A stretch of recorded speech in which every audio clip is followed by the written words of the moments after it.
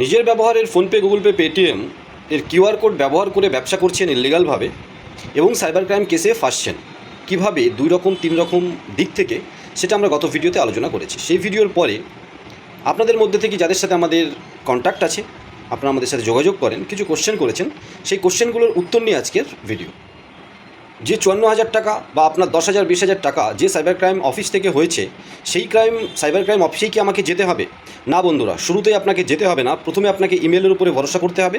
Local cyber crime থানার থেকে বা ব্যাংকের থেকে যে অ্যাকনোলজমেন্ট নাম্বার পাবেন, সেখান থেকে আপনি কন্টিনিউ ইমেল করুন এবং যদি হোয়াটসঅ্যাপ নাম্বার মানে কন্ট্যাক্ট নাম্বার দিয়ে থাকে সেই সাইবার ক্রাইম থানার পুলিশের, তাকে হোয়াটসঅ্যাপ করুন এবং সমস্যা বলুন। তারা যে রাস্তা বলবে সেখানকার রিপ্লাইও আপনি ইমেল বা হোয়াটসঅ্যাপে দেওয়া শুরু করুন। যে ডকুমেন্টস চাই সেগুলো দিন, আশা করি সলিউশন হয়ে যাবে। যে টাকার সাইবার ক্রাইম কেস হয়েছে, সাইবার ক্রাইম অফিসে কি সেই টাকাটাই দিতে হবে? না বন্ধুরা, সাইবার ক্রাইম অফিসে আপনাকে কোনো টাকায় দিতে হবে না।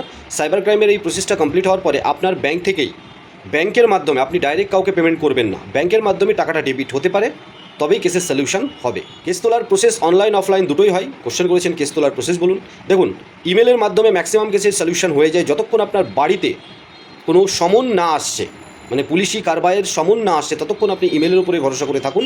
কোনো উকিল বা কোনো সাইবার ক্রাইম অফিস মানে আউট অফ স্টেট যাওয়ার কোনো প্রয়োজন আছে বলে আমি মনে করি না। সাইবার ক্রাইম অফিসে এক্সট্রা কোনো টাকা লাগবে যে টাকা সাইবার ক্রাইম কেস হয়েছে তার উপরে? দেখুন, এক্সট্রা টাকার প্রশ্ন তো আসেই না, কারণ ওই টাকাটাও আপনাকে সাইবার ক্রাইম অফিসে দিতে হবে না। যেমনটা বললাম, ব্যাংকের মাধ্যমে থেকেই ডেবিট হয়ে যাবে এবং আপনি এই কেসের থেকে বাইরে চলে আসবেন। আবার বলি, সেভিংস অ্যাকাউন্টে ব্যবসা করেছে এবং সিভিক পুলিশের চাকরি করে, সিভিক পুলিশ হোক বা যে কোনো পুলিশ বা বড় বড় পোস্টে, সেভিংস অ্যাকাউন্টে এইভাবে ক্যাশ লেনদেন করার অধিকার কারও নেই। উকিল কি টাকা নেবে? উকিল ধরলে উকিল একটা কথাও আপনার সাথে ফ্রিতে বলবে না।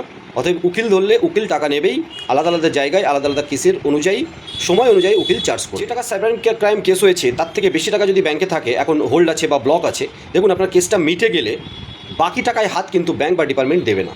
আপনাকে ওই কেস মেটা পর্যন্ত আপনাকে ইমেলের মাধ্যমে ভরসা করে, উকিল হচ্ছে একদম লাস্ট স্টেজ, যখন আর কোনো রাস্তা নেই, বাড়িতে সমন চলে এসছে, নোটিশ চলে এসছে, তারপরে। তাই সাইবার ক্রাইম ডিপার্টমেন্টের সাথে অ্যাকনোলজমেন্ট নাম্বারের মাধ্যমে যে সাইবার ক্রাইম থানা থেকে কেস হয়েছে তাদের সাথে ইমেলে কন্ট্যাক্ট করুন এবং ইমেলের মাধ্যমে সমস্ত প্রবলেমটার সলিউশন করার চেষ্টা করুন। 99% কেসে কিন্তু সেভাবেই সলিউশন হচ্ছে।